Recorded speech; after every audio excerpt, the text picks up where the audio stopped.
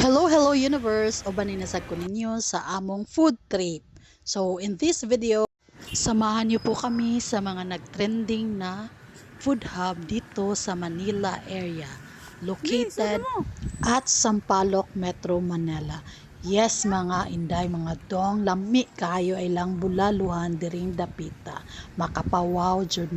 For only 230 pesos ang serving, good for 3 persons. Of course, naa sila'y mga submarine pusit na mga dagko.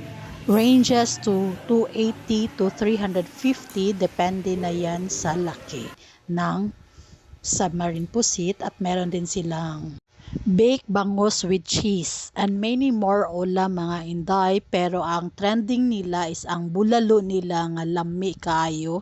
Nasa sila bulalo bone marrow for only 280 per piece mga inday. So dahil nandito na tayo, order tayo ng bonggang bongga na bulalo with unlimited soup. Yes, ito yung kaganapan sa bulaluhan dito sa Sampaloc mga jaydong. Ang daming kumakain dahil isa ito sa mga trending at masarap din ang pagkain nila dito sa bulaluhan sa Laon-Laan mga inday. Ito yung mga binabalikan namin. 4 times na kami nakapunta dito at ngayon lang ako nakapag-vlog sa mga kinainan namin dito sa bulaluhan sa Laon-Laan. Meron sila mga juices, yan, mga palamig at cucumber at saka orange juice. So mga fans, is our second time here in Laon-Laan, Sampaloc. Nabalik ka.